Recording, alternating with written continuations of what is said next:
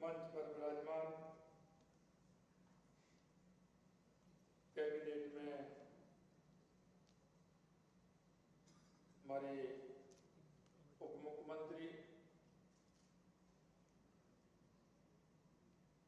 और पर्यटन मंत्री श्री दिया कुमारी जी, पूर्व अध्यक्ष फिक्की एवं सीएमडी ललित, डॉक्टर ज्योत्सना सूरी जी, चेयरपर्सन फिक्की श्री दीपक देवा जी, डायरेक्टर बिजकोक ग्रुप मुंबई श्री संवाद जोसफ जी, चेयरमैन फिक्की राजस्थान सुरेंद्र सिंह शेखावत जी, शासन सचिव पर्यटन कला एवं संस्कृति विभाग रवि जैन जी, आयुक्त पर्यटन विभाग विजयपाल सिंह जी, एमडी आरटीडीसी श्रीमती सुषमा अरोड़ा जी, मेरे सामने बैठे सभी पर्यटन एवं टूरिज्म से जुड़े सभी मेरे भाई और बहनों, मैं इस कार्यक्रम में आने पर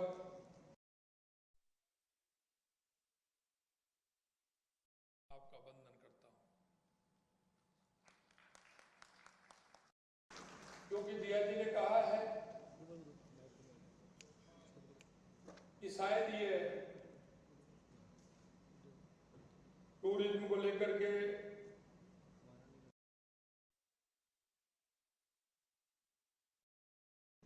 जो इतनी बड़ी संख्या में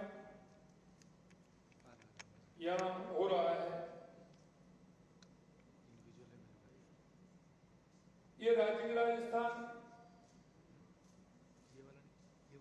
कई लोगों ने हमसे कहा है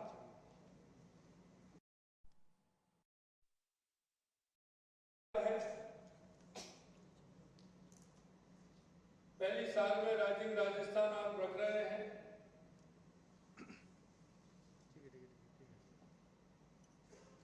कैसे हो पाएगा, समय कम है,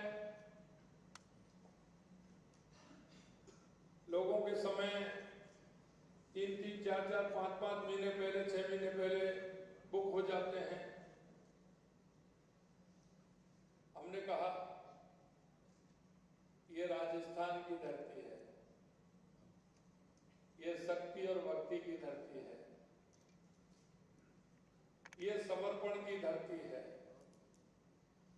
अगर इरादे नेक होंगे, अगर कार्यक्रम तय भी हो गए होंगे तो वो कैंसिल होंगे, लेकिन राजस्थान दिसंबर में ही होगा। और हम समझते हैं कि हमारी ये दृढ़ इच्छा शक्ति, इसको बनाने वाला और इसको करवाने वाला कहीं ना कहीं उस ऊपर वाले की मेहरबानी है। और आप देख रहे हो कि लगातार आपने देखा होगा, क्योंकि जैसे ही हमारी सरकार बनी,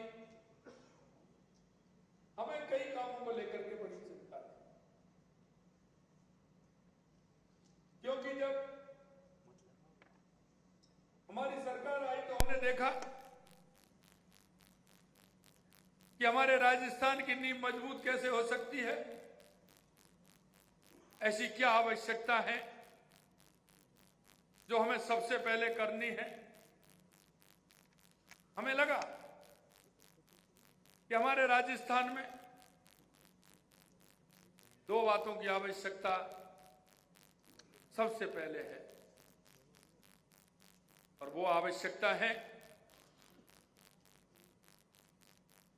कि हम विकसित राजस्थान बनाने के लिए, समृद्ध राजस्थान बनाने के लिए, मजबूत राजस्थान बनाने के लिए, राजस्थान को आगे बढ़ाने के लिए सबसे पहले आवश्यकता होती है तो पानी की होती है, और दूसरे नंबर आवश्यकता होती है तो बिजली की होती है, और तीसरे नंबर आवश्यकता होती है तो रोड कनेक्टिविटी की होती है। हमने हमारी सरकार आते ही सबसे पहले इन्हीं 3 विषयों को लिया। और मित्रों, आपने देखा होगा कि सबसे पहले हमारा जो हमारी ईआरसीपी की योजना है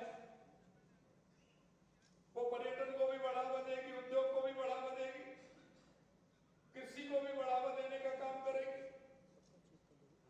पीने के पानी की भी व्यवस्था होगी। तो हमने सबसे पहले पानी के लिए व्यवस्था की, तो ईआरसीपी को लेकर के आए, उस पर हमारा एमओयू हुआ। फिर हमने देखा कि ये हमारी योजना है, ये राजस्थान के पुराने जो 13 जिले हैं उनके लिए है, नए जिले उसमें कुछ बड़े हैं, लेकिन हमने कहा इससे काम नहीं चलेगा। तो हमने हमारे शेखावाटी के लिए यमुना जल समझौता किया। और मैं धन्यवाद देना चाहता हूं हरियाणा की सरकार को कि आज उन्होंने हरियाणा जल समझौते पर मोहर लगा दी, और वो भी जल्दी होने वाला है।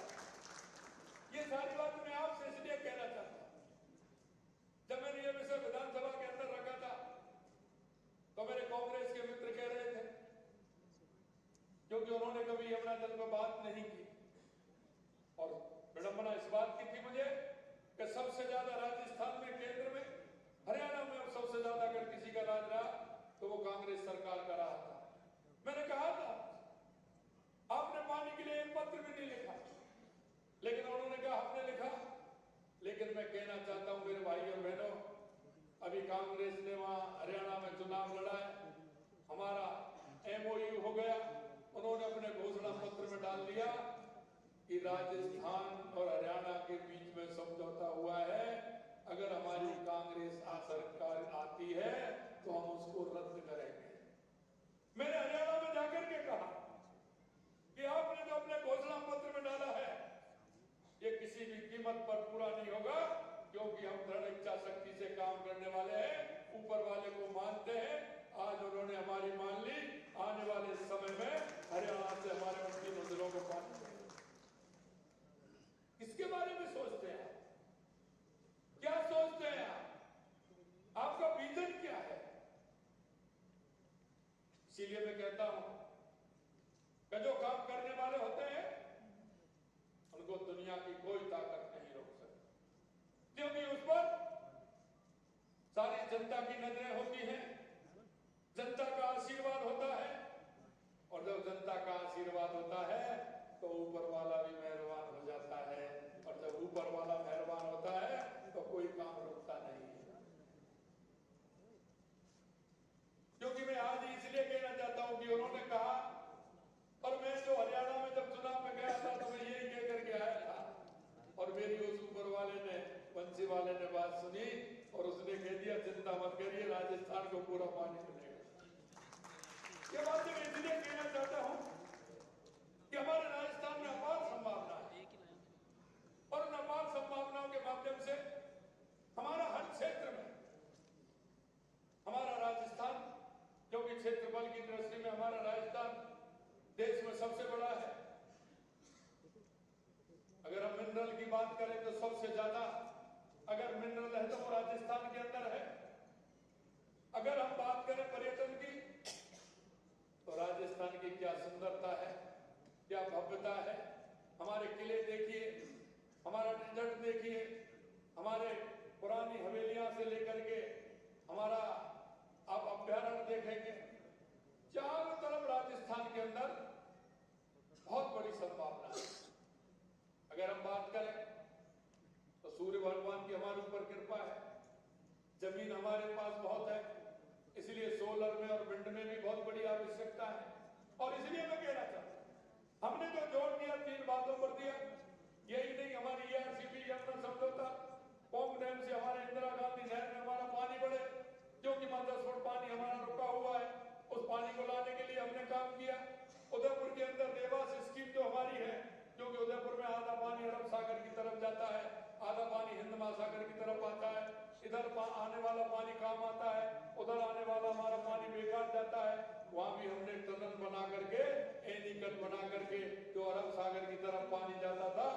उसको भी हमें इधर लेने का काम प्रारंभ किया है।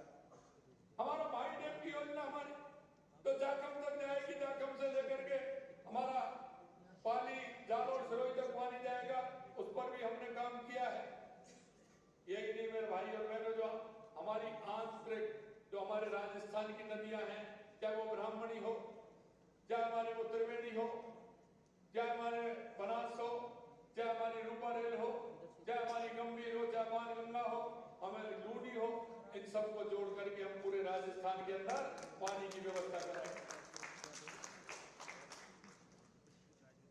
इसी तरह से मैं कहना चाहता हूं, बिजली के क्षेत्र में आते ही हमने 2,24,000 करोड़ रुपए के MOU किए और वो भी केंद्र सरकार से किए। हमने कैबिनेट में उसको पास कर दिया, उनका भी काम प्रारंभ हो गया है। और अभी मैं कहना चाहता हूं कि अभी 5 लाख करोड़ के कम से कम बिजली में होने वाले हैं MOU हो रहे लगातार, क्योंकि बिजली, पानी, सड़क, हमने 9 ग्रीन फील्ड दिए हैं। रवि जी बता रहे थे कि दिल्ली मुंबई कॉरिडोर, भारतमाला एक्सप्रेस, लेकिन आपने देखा होगा बजट में हमने 9 ग्रीन फील्ड दिए हैं।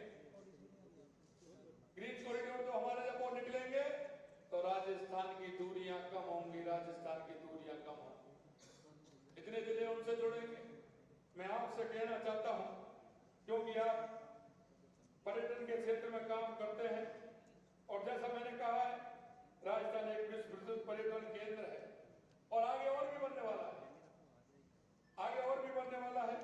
जैसे शांत, सुरक्षित, सौहार्दपूर्ण वातावरण के लिए जाना जाता है। राजस्थान की संस्कृति, यहाँ के ऐतिहासिक स्थलों और किलों तथा महलों को अनुभव करने के लिए दुनिया भर में करोड़ों सैलानी इसमें आते हैं। राजस्थान के तीज त्योहार आप देखिए, हमारा दशहरा तैयारी कर रहे हैं, अलग अलग जिलों में दशहरा किस तरह से मनाया जाता है, होली, तीज, गणगौर जैसे जीवन त्योहार हमारे यहाँ किस तरह से मनाए जाते हैं, फेस्टिवल उनका होता है। या मरु महोत्सव, ऊंट महोत्सव, पुष्कर मेला, किस तरह से हमारे सांस्कृतिक स्थल है, उनको किस तरह से मनाया जाता है हमारी राजस्थान की संस्कृति के साथ। क्यों ना हम इस हमारी संस्कृति को बाहर पहुंचाने का काम करें। अगर हम बात करें यहाँ, तो मैं कहना चाहता हूँ, सही कह रहे थे हमारे कि उन्होंने कहा कि डिस्ट्रिक्ट में पर्यटन क्षेत्र में काम करना चाहिए। हम वो भी काम मैं बताना चाहता हूँ, वो भी हम करना चाहते हैं। हमारे अद्भुत कारीगर, जिनकी अगर आप देखेंगे तो आप कहेंगे कि किस तरह से है। मिनरल और हम स्टोन में देखें तो आपने देखा होगा कि जो हमारा चाहे पुराना संसद भवन हो या नया संसद भवन हो, वो राजस्थान के स्टोन से बना है। हमारा राम मंदिर हो, चाहे अक्षरधाम मंदिर हो, वो राजस्थान के स्टोन से बना है। चाहे ताजमहल हो, चाहे हमारे जैन मंदिर हो, वो भी राजस्थान के स्टोन से बने हैं। मैं आपसे इसीलिए कहना चाहता हूँ, इस राजस्थान के अंदर अपार संभावना है। वन्य जीव पर्यटन की बात करें तो रणथंभौर, सरिस्का टाइगर, और हमने आपने देखा होगा कल ही हमने जयपुर नाहरगढ़ में टाइगर सफारी का काम प्रारंभ किया है। आने वाले समय में और भी शुरुआत होने वाली है। आमेर में एलिफेंट सफारी होती थी, आवागढ़ झालाना में लेपर्ड सफारी, और नाहरगढ़ रेत उद्यान लायन सफारी के लिए जाना जाता था, लेकिन अब टाइगर सफारी भी हमारी प्रारंभ हो गई है। राजस्थान का पर्यटन और आर्थिक क्षेत्र तेजी से बढ़ रहा है एवं वर्ष 2023 में राज्य ने करीब 18 करोड़ घरेलू और 17 लाख अंतर्राष्ट्रीय पर्यटकों का स्वागत किया है। ये कम संख्या नहीं है, और मैं कहना चाहता हूं आने वाले समय में ये संख्या कई गुना होने वाली है। मैं इसलिए कहता हूं कि हम विकास को गति देने के लिए नई राजस्थान पर्यटन इकाई नीति भी लेकर के आ रहे हैं।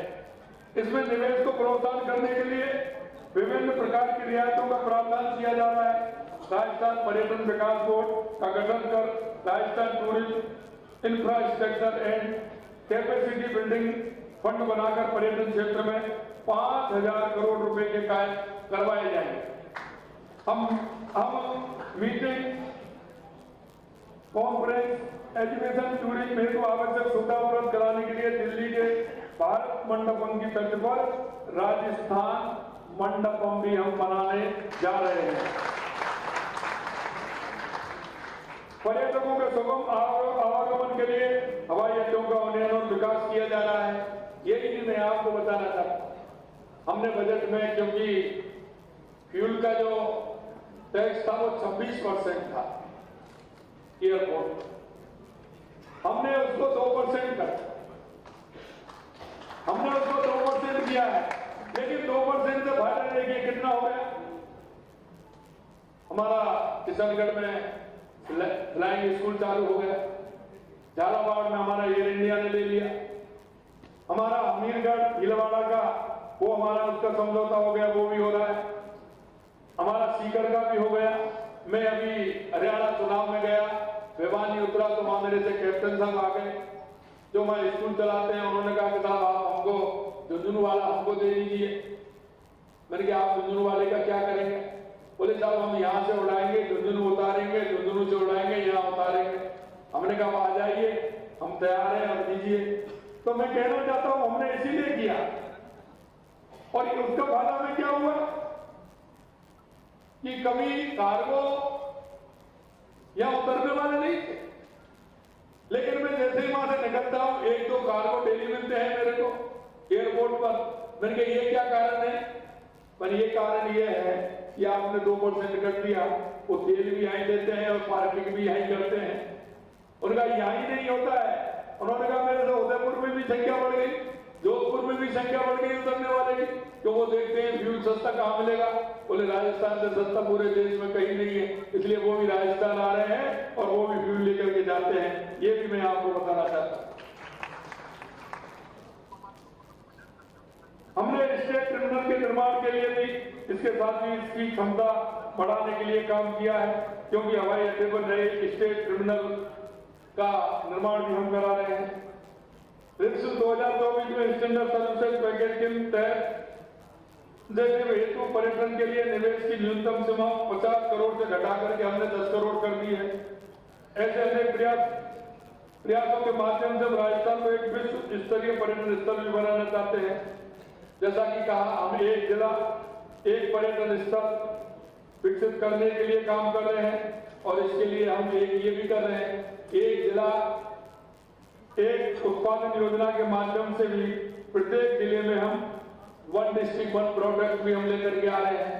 और हमने ये भी कहा कि हमारे जितने भी होटल हैं उनमें हमारा 1 डिस्ट्रिक्ट 1 प्रोडक्ट का, और हमारी उस पर्यटन के हिसाब से हमारी एक बुक भी बने, वो बुक हमारे हर होटल के कमरे में भी रहे, हमारे पर्यटन स्थलों पर भी रहे, सभी जगह उसका प्रचार प्रसार हो। और आने वाले समय में मैं पीआईबी से कहना चाहता हूं कि हमारी एक ट्रेवल एजेंसी बहुत बड़ी पर्यटन के क्षेत्र में, बहुत बड़ी एक ट्रेवल एजेंसी के जो हमारे लोग होते हैं बहुत सहायक होते हैं। एक ट्रेवल एजेंसी का भी एक इसी तरह से सेमिनार हो, देश भर की जितने भी ट्रेवल एजेंसी हैं उनको भी आमंत्रित किया जाए, उनको भी बुलाया जाए, उनके साथ भी बैठना हो तो अच्छा रहेगा। हमारे गाइड हैं, उन गाइडों के साथ भी बैठना होगा, क्योंकि आप देखिए, क्योंकि मूर्ति को तो पुजारी को जाता है ना, पुजाता है कि नहीं पुजाता, बताइए। इसीलिए मैं कहना चाहता हूं, आप ऐसे ही मानते हैं गाइड, लेकिन गाइड हमारे पर्यटन का प्रमुख व्यक्ति होता है। वो उसकी अपनी अच्छाई उसके बारे में जानकारी देता है। तो मैं कहता हूं उनका भी एक ऐसी सेमिनार होनी चाहिए, उनको भी हमें बुलाना चाहिए, उनके साथ भी हमें संवाद करना चाहिए। हम क्योंकि उनसे संवाद करें, वो कहने वाले जो हैं गाइड हैं, वो आगे आने वाले समय में एक बार तो चले जाएंगे, लेकिन उनके मन में कोई ना कोई ऐसी बात डाल देंगे राजस्थान के बारे में, तो उनके मन में कल्पना होगी कि जो 3 दिन रुकने वाला है वो 5 दिन रुकेगा, और 5 दिन रुकेगा तो हमारा पर्यटन जो आएगा और वो रुकेगा तो हमारा उद्योग भी उसमें बढ़ेगा। मैं आपसे कहना चाहता हूं कि हम पूर्ण रूप से ऐसे उत्पादक उद्योगों की सुविधा अनुसार शोक उपलब्ध कराएंगे जो 1 डिस्ट्रिक्ट 1 प्रोडक्ट वाले हैं, उनको प्रोत्साहन दिया जाएगा। एक मैं कहना चाहता हूँ, प्राकृतिक आयुर्वेदिक और पंचकर्म जैसी चिकित्सा पद्धति हमेशा से हमारी संस्कृति का हिस्सा रही है, और ये स्थान हमारे पास है। और वो मैं इसलिए कहना चाहता हूँ, अगर आपको कोई इस तरह के लोगों ने बढ़ावा देने के लिए अगर टूरिज्म जो भी इनसे भी बढ़ता है तो इसके लिए भी आप तैयार हैं। हम इन स्थानों पर, चाहे वो हमारा रणथंभौर हो या हमारा सरिस्का हो जो कि नजदीक है हमारा दिल्ली और गाजियाबाद से, और तो यहाँ हमारा सरिस्का भी है। अगर ज्यादा आप जाना चाहें तो जहाँ रीडिंग है, हमारे उदयपुर की झील है, वहाँ भी हम लोग जगह दे सकते हैं। और ये नहीं, बांसवाड़ा भी है। और मैं एक बात और कहना चाहता हूँ कि आने वाले समय में आपने शायद ध्यान नहीं दिया होगा, वैसे पर्यटकों की नजर बड़ी तेज होती है, वो जानते हैं सारी बातों कि हम कहाँ कर सकते हैं। लेकिन हमने भी देखा है हमारे पास आइलैंड भी है, उनका भी हम आपको निकालेंगे, निकाल करके हम देंगे। अपने सर्वे उनकी करा ली है। ऐसे जो काम करने वाले हैं, अच्छे होटल बनाने वाले हैं, उनको ठीक प्रकार से रख रखाव लेने वाले हैं, उनके लिए भी हम आमंत्रित करते हैं। हमारे बांसवाड़ा से लेकर के, बांसवाड़ा में हमारे कम से कम 20-22 आइलैंड ऐसे हैं। 3 आइलैंड तो बहुत बड़े बड़े हैं। इसी तरह से बीसलपुर में है, चंबल में है, कोटा में है। हमारा जो राणा प्रताप सागर है उसमें 2-3 आइलैंड है। और हमारा पर्यटन की दृष्टि से हमारे पास अपार संभावना है। उन संभावनाओं को तलाशते हुए हमारे राजस्थान का पर्यटन उद्योग किस तरह से बढ़ सकता है, इसमें आप हम सबकी जिम्मेदारी है। अगर आपको ऐसा लगता है कि यहां भी हो सकता है, वो भी हमें बताइए। मेरे में जब मुंबई गया था तो उन्होंने कहा कि साहब तो बताइए हमें क्या करना है। मैंने आइए आप होटल बताइए। मैंने आपको स्थान बताया। थाल चावल हमारा बहुत ही अच्छा प्रसिद्ध है, वहां सालासर बालाजी भी है, खाटू बाबा भी है हमारे। तो आइए, वहां आवश्यकता है 5 स्टार होटल बनाइए, आपकी कहीं कोई दिक्कत नहीं आई। सरिस्का में आइए 5 स्टार होटल बनाइए, रणथंभौर में आइए 5 स्टार होटल बनाइए, हमारे जैसलमेर में खुड़ी में आइए 5 स्टार होटल बनाइए। क्या हमारा बिल्कुल ऐसा रेगिस्तान है वहां खुड़ी के अंदर, आइए, बहुत अच्छा डेजर्ट जिसकी आप कल्पना नहीं कर सकते, इस तरह का है। मैंने देखा सम तो कुछ नहीं है उसके आगे जिस तरह से खुड़ी में है। और मैं इसलिए कह रहा हूं कि वहां आने वाले समय में 2-3 महीना में बहुत बड़ा काम होने वाला है। आप तलाश में रहते हैं, इसलिए मैं आपको बता रहा हूं कि आप अपने लाइए ऐसे लोगों को जो वहां आकर के देखें। और हम अभी तो हम आपको नदिया जी ने कहा कि हम सारी कुछ चीजें दे रहे हैं, लेकिन ये पूर्ण समय के लिए नहीं है, ये कुछ समय के लिए है। उनको हम देंगे, इसलिए हम आप सभी को आमंत्रित करना चाहते हैं। आपने कहा वेडिंग टूरिज्म में हमारा राजस्थान पहले नंबर पर है। मैं कोरिया के अंदर गया तो वहां इसकी चर्चा हो रही। मैंने कहा आप इस साल करेंगे तो आपको बहुत बड़ा फायदा करेंगे, आप आइए। तो इस साल उन्होंने कोशिश की, उनको कोई स्थान नहीं मिला। अब आप देखिए, मैंने उदयपुर में उनसे कहा कि पूछ करके बताइए ये करना चाहते हैं, हम कोरिया गए, हम दोनों का साहब आपने स्थान नहीं मिला। वास्तविकता ये है कि उदयपुर के अंदर, पुष्कर के अंदर वहां 2-2, 3-3 साल की बुकिंग है, वहां कोई खाली ही नहीं है। इसलिए मैं कहना चाहता हूं कि वहां ये हमारा अच्छा पर्यटन स्थल भी है, टूरिज्म भी उससे बढ़ेगा। वहां भी आप स्थान देखिए। अगर आप स्थान देखेंगे तो निश्चित रूप से सरकार आपकी पूरी मदद करेगी। मैं कह रहा था फिल्म शूटिंग, मेरे पास वो कह रहे थे, मेरे पास फिल्म शूटिंग वाले आए, वो मेरे साथ 15 साल से हैं। मैं सबसे बड़ी बात यह है कि मैं राजस्थान का रहने वाला हूं, मैं शूटिंग रेंज बनाना चाहता हूं। मैं कई बार आ गया, मेरे को जगह नहीं।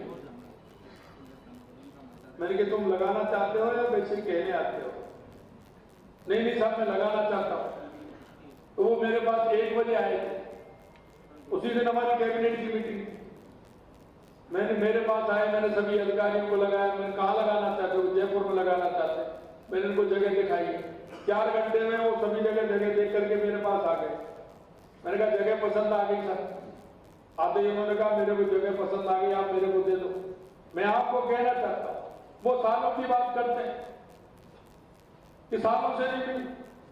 हमने कहा साल भी नहीं, महीने भी नहीं, हमने 4 घंटे में उनको जगह दे दी, उन्होंने सुनिश्चित कर दी और उनका काम भी हो गया। क्यों घूम रहे हो आप? आइए, लीजिए, हम तैयार बैठे। मैं आपसे कहना चाहता हूं मेरे भाई और बहनों, ये आप निश्चित मान लीजिए, भले कोई छोटा उद्योग लगाए, 50 करोड़ का लगाए, 100 करोड़ का लगाए, 150 करोड़ का लगाए, लेकिन वो लगाएगा तो 10-20 लोगों को रोजगार मिलेगा। रोजगार के अलावा वो सब्जी कहां से खरीदेगा? सब्जी तो सब्जी वाले से ही लेगा, यहीं से सब्जी लेने बाहर तो नहीं जाएगा। अगर उनकी गाड़ी है तो तेल कहां से लेगा? वो यहीं से लेने वाला है। अगर वो खाना खाएगा तो सामान कहां से लेगा? डेली यूज में आने वाले सामान कहां से खरीदेगा? अगर उसकी गाड़ी पंचर हो जाएगी तो कहां से जुड़वाएगा? टायर अगर खराब हो गया तो कहां से लेगा? ये आप सोचिए कि एक छोटा उद्योग भी आता है, वो हमारे अगर 10 लोग, 20 लोग, 50 लोगों को अगर वो रोजगार देने का काम करेगा तो वो अच्छा करेगा, गलत करेगा? मैं इसलिए कहना चाहता हूं, और मैंने देखा कई लोगों ने कहा कि मैं वहां जाऊंगा। मेरे को इसलिए दिक्कत नहीं है मेरे भाई और बहनों, आपके माध्यम से अगर मेरे राजस्थान के 500, 1000, 2000, 5000 लोगों को अगर रोजगार मिलता है तो मेरे को तो कहीं ले चलो, मेरे लोगों को रोजगार मिलना चाहिए।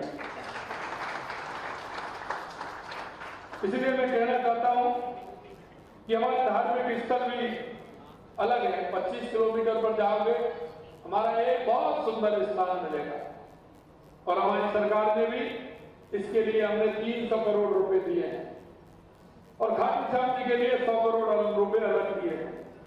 वो इसलिए कि हमारा जो धार्मिक सर्किट है, हमारा धार्मिक पर्यटन है, वो भी हमारा बढ़ना चाहिए। इधर चलोगे आप मेहंदीपुर वाला, थोड़े से चलोगे तो गिरिराज जी, उससे इधर आओगे घूम करके तो भट्टरी महाराज जी, इधर अगर चलोगे तो घाटी श्याम, थोड़े से चलोगे तो सालासर जी, और चलोगे तो करणी माता जी। आप देखिए हमारे सालासर बालाजी से लेकर के, हमारे श्रीनाथ जी से लेकर के, सामरिया सेठ जी से लेकर के कितने हमारी माता है, कितना हमारा त्रिपुरा सुंदरी, बेणेश्वर राम सीता अभ्यारण्य, कितना हमारा पर्यटन। मैं अभी जन्माष्टमी के दिन गिरिराज जी गया, उससे पहले एक दिन में मध्य प्रदेश हमारे मुख्यमंत्री जी के ERCP के काम के लिए मैं गया। उन्होंने कहा भाई साहब ये कोई नया काम ये होना चाहिए कि हमारे भगवान कृष्ण मथुरा से उज्जैन संदीपन गुरु जी के आश्रम में शिक्षा लेने आए, यहाँ सब आए थे। तो जिस तरह से उत्तर प्रदेश में राम गमन पथ बनाया है, इसी तरह से हम कृष्ण गमन पथ बनाए। उन्होंने कहा वैसा भी तो अच्छी बात है, क्योंकि मोहन यादव जी ने कहा कि मैं भी चाहता हूं। मैंने कहा हम भी चाहते हैं। तो कृष्ण जन्माष्टमी के दिन सुबह तो मैं उनकी जन्मस्थली मथुरा गया, और शाम को मैं संदीपन गुरु के आश्रम में गया। उन्होंने वहां घोषणा की, हमने यहाँ घोषणा की कि हम कृष्ण गमन पथ बनाएंगे, जो भगवान मथुरा से लेकर के भरतपुर होते हुए, करौली होते हुए, कोटा होते हुए, झालावाड़ होते हुए उज्जैन गए थे, उस रास्ते को भी हम बनाएंगे, जिससे एक हमारा पर्यटन का काम और हमारा धार्मिक पर्यटन स्थल भी हमारा बन सके। देखिए हमें हमारे राजस्थान को किस तरह से आगे बढ़ाना है, हमें हमेशा उस बात में हमें सोचना पड़ेगा।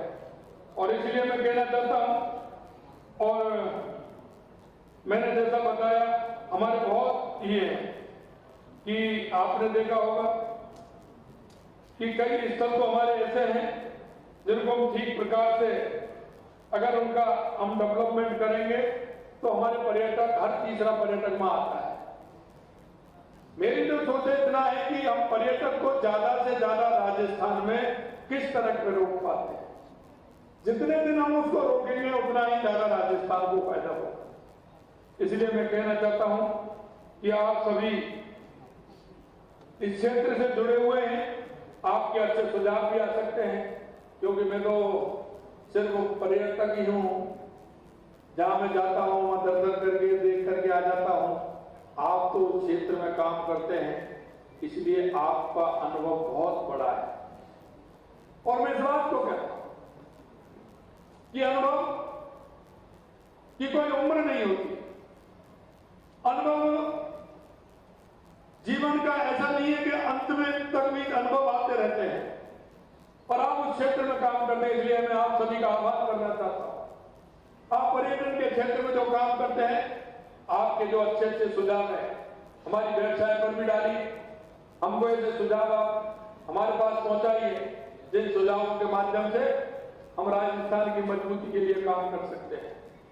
आपके ऐसे सुझाव तो राजस्थान को एक कदम बढ़ाने के लिए उपयोगी हो सकते हैं, क्योंकि हम ये नहीं मानते कि सारी बातें हम ही जानते हैं, कि हम जिस क्षेत्र में हैं वो वही लोग जानते हैं। मैं आपसे कहना चाहता हूं, आपका अनुभव बहुत बड़ा है, आप उस क्षेत्र में काम करते हैं। और जैसा मैंने कहा, हमारे यहाँ पैलेस ऑफ व्हील आप चला रहे हैं, मैं आपसे कहना चाहता हूं, एक ही क्यों चला रहे हैं, एक दो और बढ़ाए ना, क्या दिक्कत आ रही है? हम ऐसा सर्किट बनाए जो प्रतिदिन का 3 दिन में हमारा सर्किट पूरा घूम करके आए, पूरे राजस्थान को हम दिखाएं, आगे उन प्रदेशों को भी दिखाएं, जिससे वो प्रदेश भी उससे जुड़े। हम ऐसे स्थलों पर ले जाएं, लोगों को लगे कि यहाँ अगर हम ठीक प्रकार से बनाएंगे तो हमारे पर्यटक भी ज्यादा आएंगे।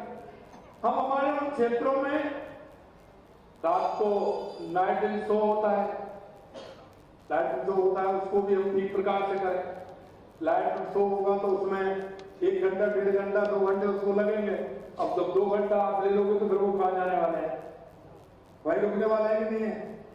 तो उसको कैसे हम रोक सकते हैं, इस क्षेत्र में हम काम करें। अंत में मैं इतना कहना चाहता हूं आपसे कि हमारे धार्मिक पर्यटकों की दृष्टि से भी कुछ होटल हमारे यहाँ खुलने वाले हैं, उनको भी आप आगे बढ़ाइए, जिससे कि पर्यटन का राज्य जीडीपी का महत्वपूर्ण योगदान है और हमारी जीडीपी बढ़े, जिससे राजस्थान में एक वातावरण बने और वातावरण बनने के साथ एक अच्छे विकास की जो हमारी धारा है वो भी आगे बढ़ेगी। आप राजस्थान की विकास यात्रा का हिस्सा बनने के लिए विभागीय समिट में पधारे, उसके लिए मैं आप सभी को बहुत बहुत धन्यवाद देता हूं। और मैं कहना चाहता हूं कि 9 से 11 दिसंबर जो हमारा राजस्थान है, उस समिट में आप शामिल होने के लिए आप सभी को आमंत्रित करता हूं, क्योंकि उसमें हमने रखा है 9 तारीख को हमने हमारा समिट है, लेकिन 10 तारीख को जो हमारे प्रवासी राजस्थानी हैं, हमने 10 तारीख को प्रवासी राजस्थानियों को भी रखा है, क्योंकि लोकसभा के चुनाव में मेरे को पूरे देश के प्रमुख राजधानी और प्रमुख शहरों में जाने का अवसर मिला। वहां उन लोगों ने मेरे को कहा कि हम राजस्थान में निवेश करना चाहते हैं, हम किस तरह से करें। मैं आपके माध्यम से भी उन सभी ऐसे लोगों को आमंत्रित करता हूं कि अपने राजस्थान में आए और हमारी जो कहावत है, पधारो हमारे देश, वो आए, राजस्थान में पधारे, आए और अपने हिसाब से वो जितना निवेश करना चाहता है निवेश करें। अंत में एक ही बात मैं कहूंगा कि आपके जो सुझाव हैं, उन सुझावों से हमारा राजस्थान लाभान्वित हो। ऐसे सुझाव आपके महत्वपूर्ण हैं, उन सुझावों को भी दीजिएगा और राजस्थान के पर्यटन के क्षेत्र में आप सभी भारतीय हैं, राजस्थान को आगे बढ़ाने में आपका सहयोग मिले, इसी आशा और विश्वास के साथ पुनः आप सभी को बहुत बहुत धन्यवाद। जय हिंद, जय भारत, जय राजस्थान।